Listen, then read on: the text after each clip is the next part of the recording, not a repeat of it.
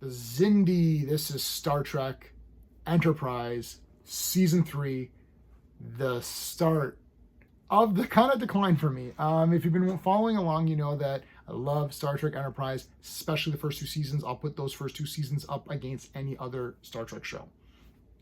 Great characters, great stories, concepts, the whole thing, execution, all of it. This one, now we're starting into this Xindi war thing, and I don't remember how long this lasts. I think it might be the entire season. This is my 3rd time watching it, but the first time was when it was on TV, and the second time when I picked up the DVDs or whatever, and then now I've got the Blu-rays. So I'm going to use my space system, of course. So story, pacing, artistry, characters, enjoyment, and each category gets a score between 0 and 2. 2 is the best you can get in every category. Now, previous to this, I've been shilling large for this show, so I want to explain the space system a little bit better. I'm comparing things to themselves. I'm not comparing Star Trek Enterprise to Star Wars, which is a science fiction fantasy. It's a fantasy program. This is science fiction, not science fantasy. So I'm comparing it to other Star Trek. Now, you could say that DS9 got too much into the war with the Dominion, and that kind of took it down a bit, but there was still a lot of, new things being discovered and done during that. But this one, I now start to feel that this has become an action program, not really a science fiction program. It's like, I need there to be more things going on. Now, I'm going to give the storyline a 1.5. The reason is that the Xindi and the idea of having 5 different races that have all evolved. So you've got, like, it looks like to me like you've got your typical, like, ape man kind of guy. You have like an insect kind of person. You have like an amphibian or something. You get like a fish guy or whatever. You get like and there's like a bug guy. There's a lizard guy. How many is that? I don't know. Whatever. There's 5 of them. There's 5 different ones. That's cool.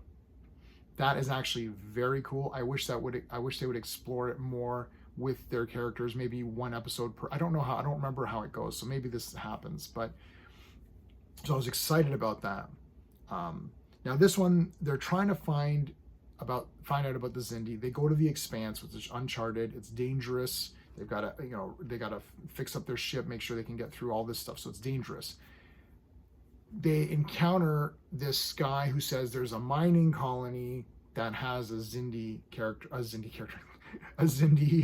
slave. So they go there to negotiate, to talk to the guy, but of course the guy wants to capture the Enterprise crew. Then it becomes an action program. They got to break him out. There's like running around, lava and plasma and all this, and then we got to shoot our way out. And so I lost, for me, the action is fine. I mean, it's not John Woo action, right? So it's like you start to lose a little bit of interest because you're like, yeah, okay, they're going to get out of here. The problem with a TV show like this, especially if it's Star Trek, you're fairly certain Archer's not going to die, Reed's not going to die, right? Now, I know someone dies later, not in this season, but you're just like, well, what is the point of this then, right? Like, I'm just watching events play out. That's my biggest problem. I'm just watching the events play out. I'm going to give the pacing a 1 for that reason, because I start to lose a little bit of interest of them running around and shooting. I'm like, well, it's like, okay, it's still not boring. It's definitely not boring. But I actually find when there's a problem to solve and there's a time limit, I find that more like exciting than, oh, we just got to shoot our way out. For the artistry, I will give it a 1.5 though. For the artistry, everything looks good.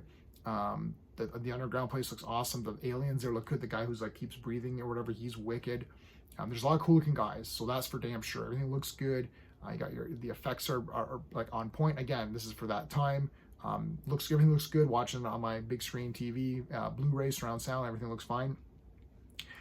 The characters, I have to give the characters a 1. I'm always going to give the characters a 1 because I love the crew of the Enterprise. The way you get your other points is through your side characters.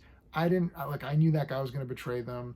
I knew that Xindi guy was whatever. I just didn't care about those other characters at all. I knew they weren't going to go anywhere. The Xindi guy died, which I knew that was going to happen because it's like, I don't remember him being on the ship all the time, right? So, he's going to die.